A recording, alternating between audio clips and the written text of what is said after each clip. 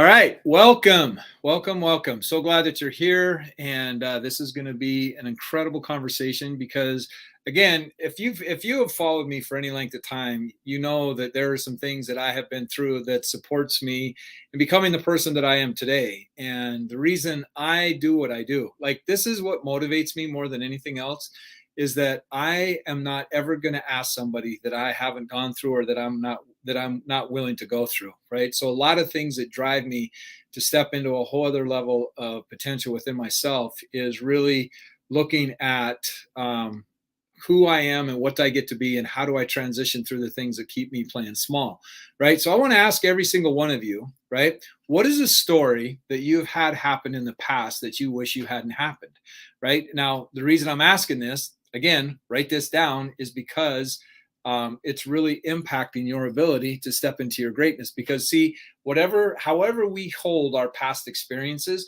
we are going to project that onto other people, and that very projection is going to be the thing that's going to keep us playing small, right? Like we all here, like just don't care what anybody thinks. Okay, cool, got it. And that is not true, because we are biologically designed. We are biologically designed to want to connect with people. This is why we get oxytocins and serotonin when we connect with people. So we are biologically designed. So that's a very inappropriate, ineffective strategy. Just don't care what they think. Well, then you're asking them to be not who you really are designed to be, right? So, but in saying that, is what is it that you're actually afraid of, right? Like, so some people, and I teach speakers how to teach and coaches how to coach and build businesses and all that stuff, but the greatest fear out there,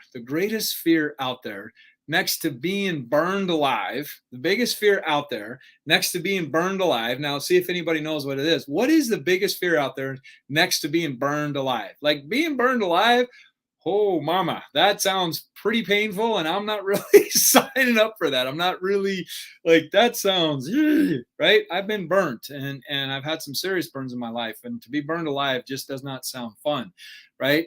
So do we have free will? That's a great question. What do you think it is? I think that's a great question. I think it's the greatest thing that we've ever been given. So, by the way, if you're wondering who else I'm talking to Instagram and TikTok. And if you are not following me over on TikTok, you are missing some incredible, incredible content. So get over to Jeff Faldon over on TikTok. You'll be glad that you did, right? So, what is an experience in your life which you wish you hadn't happened? Because with it, there is lots and lots of things that are. I'm getting a message over here on Instagram that my connection is poor. Don't understand what's going on with that. I got great Wi-Fi. What is an experience in your life that you wish hadn't happened? And the wishing that it hadn't happened is what gives it charge, right? So anytime we have resistance in our life, that becomes an anchor to whatever it is that keeps us from stepping into our greatness. And see, friends, understand, we do not recognize the chains that we are connected to until we start moving.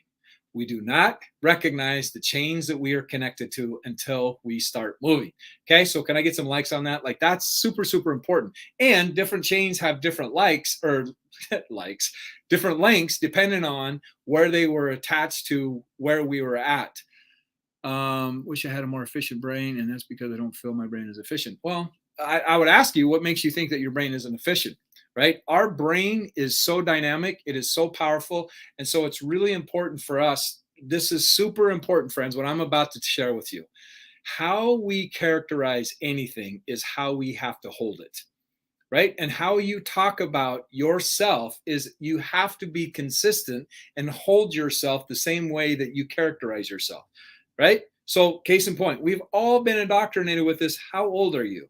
I'm not old, right? I am 56 years amazing, right? Like I'm 56 years amazing, because if we talk about being old, guess what our subconscious is going to do? Oh, okay, cool. You want to be old? Well, thank you for the direction. I'm going to do everything I can to support that, right? So it's really important for us to really start looking at how we create the things that we want to create, right? So again, what experiences have you had in your life that you wish you hadn't had, right? Because again, our resistance to looking at this is impacting our ability to move through and create what it is that we really want to create. The other question I put up there is, what is the biggest fear next to being burned alive? It is public speaking. It's public speaking, right? Now let's think about why is public speaking such a terrifying fear? Now, by the end of this conversation, I'm going to remove that fear for you, right? Now, obviously, you're going to have to do the work. I'm going to guide you on how to move through this, right?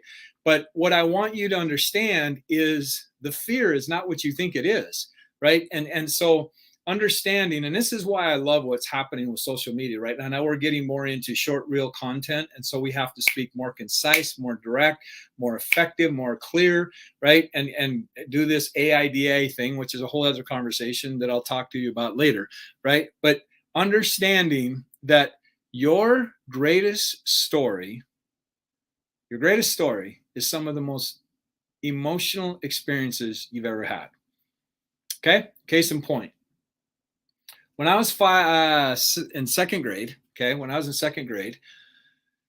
had this kid named a classmate. His name was Kevin Thompson. Now, Kevin was a little bit slower than everybody else, right? And there was this particular kid named Jason that just really liked to bully Kevin. And so I ended up befriending Kevin and protecting him because I was one of the bigger kids in school. And Kevin ended up taking me to his house, introduced me to his parents and everything like that. And it was pretty amazing. Just a super, super, like, man, he was just an amazing kid. He was just an amazing friend and really took me into his world. And I really, really, really appreciate it because my life at my house was freaking chaos, right? Never took him to my house. And then one day my mom says, "Hey, do you know who Kevin Thompson is?" And I was like, taken back. I was like, "Yeah, I know who Kevin Thompson is." And I go, "Why?" And she goes, "Because he's in the obituary." Now, I'm in second grade. I don't know what the obituary is. And I said, "Mom, what's the obituary?" She goes, "Like, this is where they put people that have passed away." I'm like, "What? Like, what do you mean passed away?" Like, and she's like, "They died." And I'm like, "Oh my gosh, what is going on?" And then she goes on to tell me that he had been decapitated. Now, I didn't even know what decapitated meant, right? So I'm like, "What do you mean decapitated?" She's like, "He got his head cut off." I'm like, just like I had no idea how to process this. Like, oh my gosh. Of course, I didn't get into it with my parents or anything like that. And at this time, our elementary school had caught fire, so they were transferring us to another elementary school. So we had to catch the bus in order to be transferred to this other school. And so I was the first kid that got off the bus, and I went running into Mrs. Gunnarsson. Mrs. Gunnarsson was my second grade teacher. And I'll never, ever forget this experience. I walked up to her and I said, "Do you know what happened to Kevin?" And she says, "Yes. And we will never, ever mention his name again." So why am I telling you this story? Because this story has made such an impact on me that this is why I do what I do today. Because see, in that moment when that experience happened, I made a decision that I don't want anybody ever to feel like they don't matter. Right. So what was my first career? My first career was jewelry, right? Materialistically, there's really, to compare it to jewelry, is like jewelry is one of the things that is the most recognized way to make somebody feel appreciated. It's the biggest heirloom. Like, there's all kinds of things that are around jewelry, and it's part of people's most significant moments. But see, this is what's important, is that what if you didn't have fear of public speaking? That's awesome if you don't have fear of public speaking. I'm not talking to you. I'm talking to the person that has fear of public speaking, right? Because this is something that I've been moving through as well. If you don't have fear of public speaking, freaking right on, dude. Go out there and change the world. That's awesome. But what happened with that is that having this experience really made me want to really do what I could to get people to experience just how significant they are and the impact that they make on other people and things like that, right? So when I was in my jewelry career and I started having these challenges come up and I'm really not feeling fulfilled and feeling like there's something else inside of me wanting to be called forward and experience something greater. So what I did is I went and looked at what did I want to be as a child and started answering some of those questions. And I talked about this last time, but then I started looking at what significant events have shaped my life and why did they shape my life? And so I went back to that experience. And yes, it was painful. I was like, I didn't even know how to process that when I went through it. But yet today, when I think about going through the things that I'm going through, I go, "Kevin, this is for you, buddy. This one is for you, buddy." And I want to do every single thing I can to get people to let go of what holds them back so that they can step into the greatest version of who they are. And so this person that what if you don't have fear of public speaking? Okay, cool. My question to you would be, what type of public speaking do you want to do? Right? Because we can get up and communicate publicly, right, and do it efficiently and effectively and things like that. But my question is what is it that you want to? So just case in point, like when I talked about my car accident, right? Another event in my life that I wish had not happened back then, but yet it was the very thing that saved my life, right? When I almost ended my sister's life because of my drinking and driving, that car accident was the very thing that saved my life and ended up putting me where I'm at today, right? Is it took me, I spent tens and tens and tens of thousands of dollars, if not over $100,000, learning how to communicate that story and bring it to the public as effective as possible. Like, how did I set it up? What part did I communicate? How did I set it up to land to the audience in the way that I wanted it to land? And then being able to take the audience on this journey so that I'm able to impact them the most effective way, right? So there's public speaking, and then there's keynote speaking, there's selling from the stage. Like, there's lots of different things that we can do from public speaking, but just being able to understand how to influence. And this is why I am so passionate about getting people to understand influence, because if you don't understand influence, my friend, it is being used on you. Now, that doesn't mean that because I understand what influence is, it's not being used on me. It's just I have the awareness to understand how the influence is impacting me, and then I get to choose from that point to answer somebody's question: do you have free will? Well, if you don't understand, see, friends, understand, effective seduction is not recognized. Effective seduction is not recognized, right? And so it's really important to understand what it means to communicate in a way that will land with the audience that you want to speak to and communicate with. There's some things that are really important about understanding that. So let's talk about like this other thing that I have spoken. If you've seen my shows and been on my podcast and things like that, like I've talked about this a number of times, but the reason it's important for me to keep talking about it is because me almost ending my sister's life impacted me on so many levels. I was 19 years old when it happened. And I thank God, literally, I thank God to this day that I never saw her when she was in the hospital, because she was like the stories that I've told of what happened to her. Like, she was pronounced DOA. They lost her heartbeat a couple times on the way to the hospital. She had shattered her jaw. She had major brain damage. Of course, I shattered my neck, compound fractured my femur in 2 places. Like, we were broken up. Yeah, we were impacted by that wreck significantly. And she got out of the hospital 2 weeks, like a week before I did. I was in the hospital for 3 weeks. And what I did is I went on this quest of going, I want to make up for what I did to my sister, right? So I ended up getting clean. That took a while for me to get to that place. Went to college, did all these things that society had taught me what it meant to take care of the guilt that I had felt towards what I had done to my sister. But see, the thing that I didn't recognize was being able to really let go of that guilt. And it has taken me decades to get to different levels of that, because every time I want to get into a different arena and start stepping up and putting myself out there at a bigger level, I get introduced to another level of what wants to be transcended within that self, right? Is I didn't recognize that me talking about it on how it impacted my in being able to communicate it and going, why you're using this, what you did to your sister, in order to impact other people's lives? Like, who do you think you are? Like, getting in touch with all of these voices that we have been conditioned to take on, right? And so the experience that you have or that you went through, okay, I've been molested, I've been beaten, I've been abandoned. Like, I've been through all of, not all, but like a journey of transcending lots of different levels of pain. And I'm not saying that to be a victim. I'm saying that to give you the opportunity to understand that I'm here. Yes, I've got all kinds of certifications, all kinds of all that stuff, right? But my journey to get here wasn't to be a coach and to be a speaker and all that stuff. My journey was here to save my life, right? Like, I had to learn how to do this, because I took a quote that was super, super important for me to understand. And that is, live a life that demands rigorous honesty. I took that literally. Like, if I do not live my life and really look at how I show up in these programs and apps that have been created in a time of my life when I didn't really understand cognitive and all these filters that were created inside of me, I took it literally and said, I need to learn how to transcend this stuff, because if I don't learn how to transcend this stuff, I'm going to drink and drive again. And for me to drink and drive means people are going to die.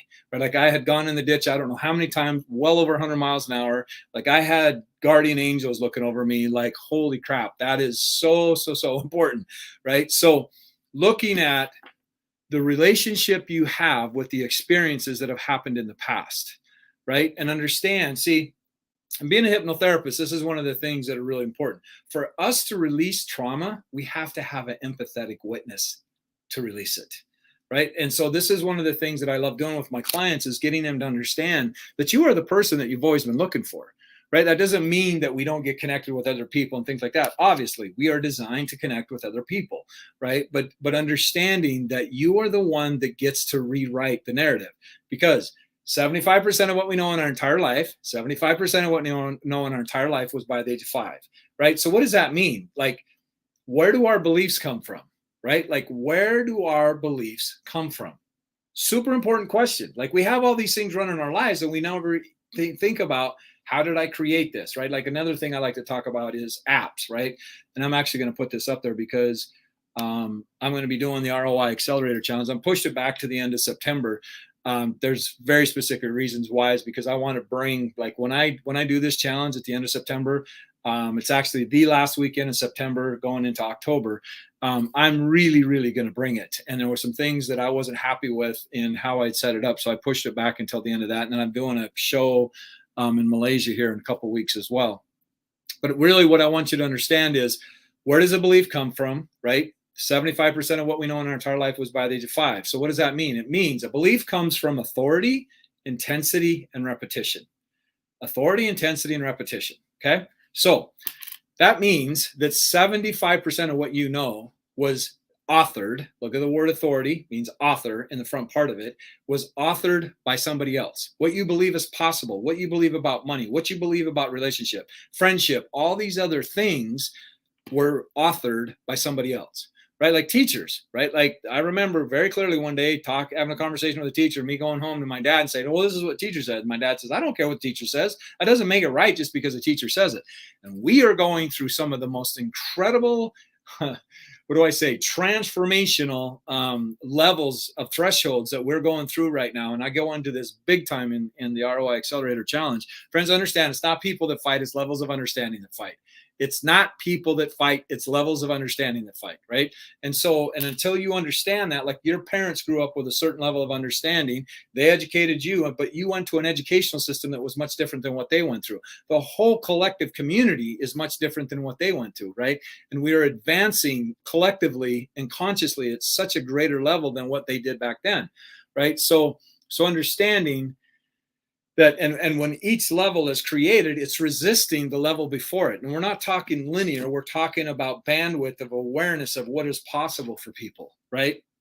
And so really understanding this is profound when you have the awareness to understand what is actually happening, right? Like, friends, look up the book Propaganda. It was written back in the 1920s. If you really want to understand what is going on, another book is that I highly recommend everybody listen to is Outwitting the Devil by Napoleon Hill, right? But as I started on this show, is one of the things that surprised Napoleon Hill more than anything else in writing The Laws of Success. I've read Laws of Success many times. It's about that thick. It's a big old book.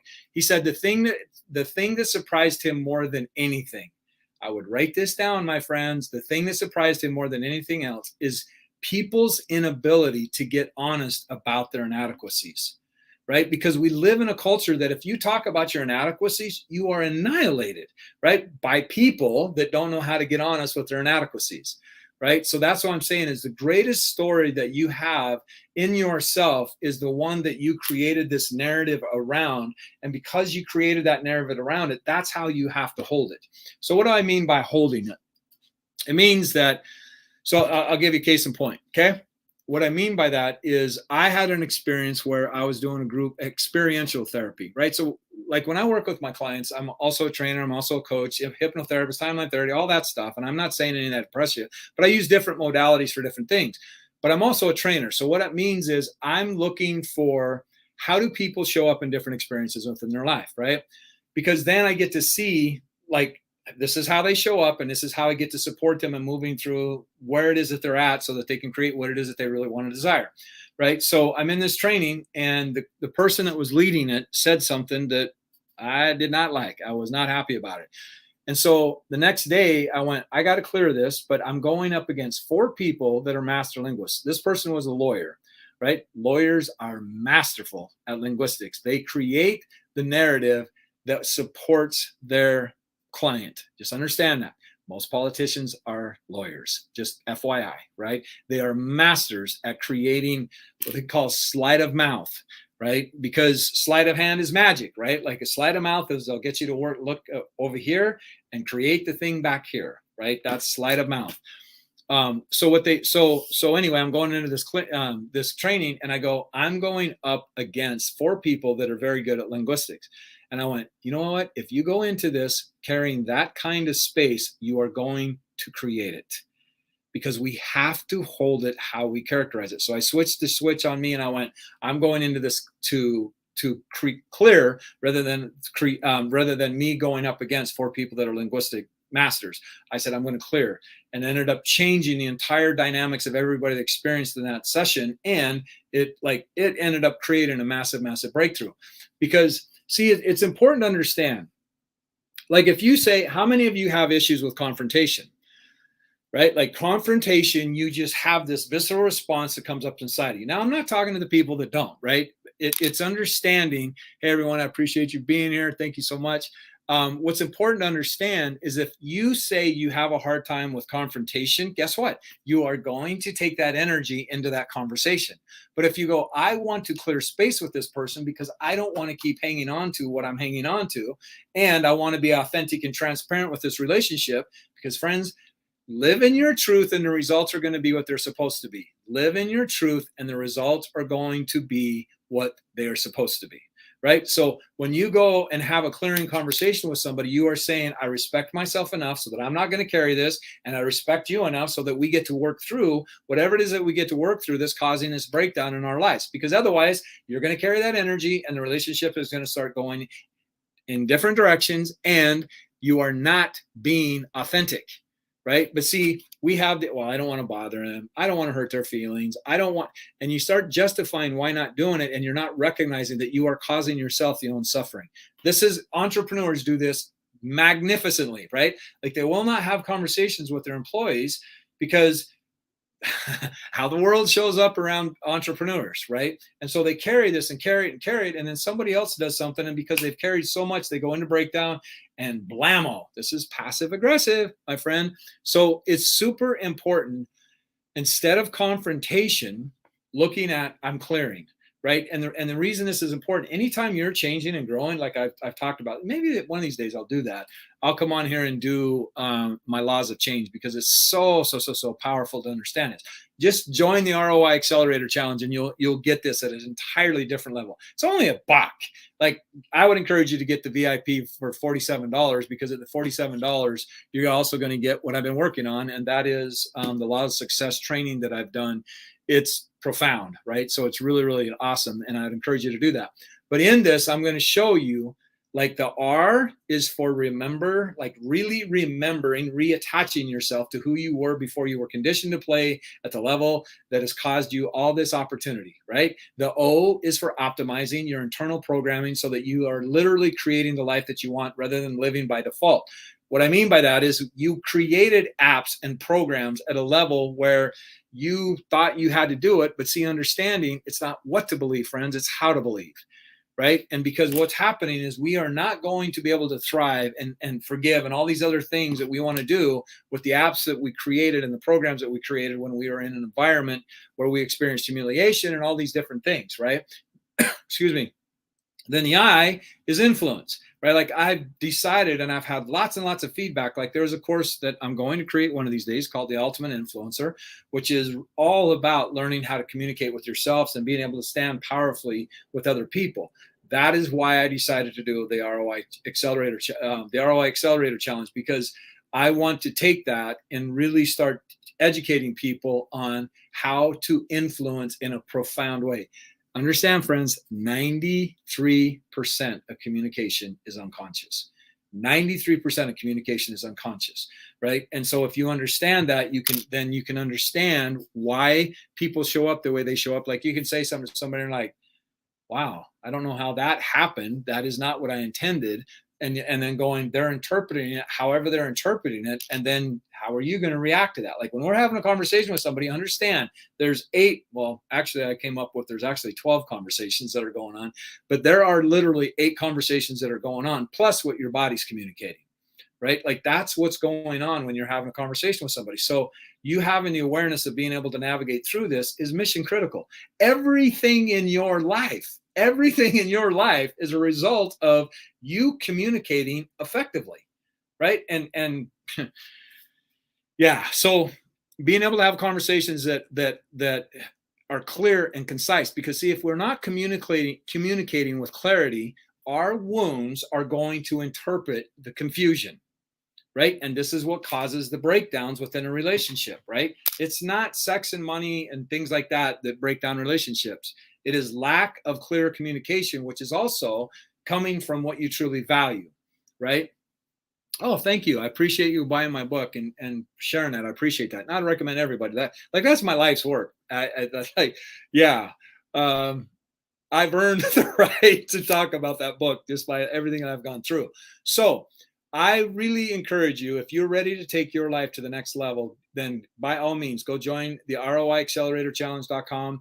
I'm going to be doing lives here Tuesdays and Thursdays for sure over at thepotentialzonegroup.com, thepotentialzonegroup.com. If you're watching this on TikTok or Instagram, get over to thepotentialzonegroup.com. That's the inner group that lots of amazing things, got amazing community in there. People are posting amazing content in there, and highly recommend you be a part of it. So friends, looking back on the experiences that you've had in your life, is you get the opportunity to be the authority, the author of rewriting the meaning that you've attached to that experience, right? This is mission critical, right? And there's things that I'm going to be doing in the ROI Accelerator Challenge where I'm going to support people and literally showing you how to rewrite your past, right? Like how many of you would like to change your past? It is possible, right? They don't want you to know this stuff because they want to keep, well, I'm going to say it, like they want to keep you asleep, right? They want you taking the blue pill of the matrix so that you don't really understand what your true power is, your true agency is. I'm going to show you what your true agency is by going through the ROI Accelerator Challenge and really teaching you how to rewrite your history, right? And then because what we're doing is there is perception, but now there's proception and understanding. It's what we project out into the future that determines the quality of our lives in the present moment, right? And I'm going to show you how to, you become the authority in your life, right? I'm going to show you how to be the authority in your life. I'm going to show you how to increase the intensity of it so that you can change it at many, many levels. Because friends, understand, every single, well, not every single one of you, but just going to put it out there. How many of you remember your first kiss? How many of you remember the first time you made love? How many of you remember the first time you drove? How many times do you, like all these things that you've experienced in your life, there's a reason you remember them, right? Is because your nervous system was lit up when that event happened. Like you can be driving down the road, that song comes on the radio and it takes you right back to that memory, right? Or somebody can walk by and they have a certain cologne or essential oil or something like that, it takes you right back to that memory. Why? Because it is attached to your nervous system that was lit up in that experience, right? I'm going to show you how to rewrite that, but use it in a way so that you can create the life that you were meant to create, right? Increasing the intensity. Then I'm going to show you how to repeat things over and over and over so that your unconscious and subconscious has to create it, right? I'm going to show you how to put things into your future timeline so that your behavior and everything within you has to show up to make it a reality. Okay. Powerful, powerful stuff. It's mind hacks on like mind hacks. It's like rewriting the whole script so that you don't ever play it again. I'm going to show you how to do all this stuff. So I appreciate each and every one of you being here. Get over to the ROI, www.roiacceleratorchallenge.com, www.roiacceleratorchallenge.com. You'll be glad you did. It's $1. It's $1. I would encourage you to sign up for the $47 so that you get the coaching, the things like that you get, and then you're going to get the Law of Success course that I'm currently creating right now. I appreciate you being here. Always, always, always, always. If you're not a part of the Potential Zone group, get over there now, and you'll see on the bottom the ticker here. If you're not following me on TikTok, get over to TikTok. I'm Coach Jeff Faldolan. And also, it's Coach Jeff Waldo on Instagram. I lost my old account. That's what happened to it. So I appreciate all of you being here. I appreciate all of you being here, and it means so much to me. And as always, my friends, like I always sign off, live like your life depends on it, because it does. And your dreams are wanting you to come forward and be the person that is required to make your dreams a reality. Your dream was given to you. Your dream was given to you so that you could give birth to it. Okay. So I appreciate everyone being here. Have a blessed evening, and I'll see you next time. Much love. Take care.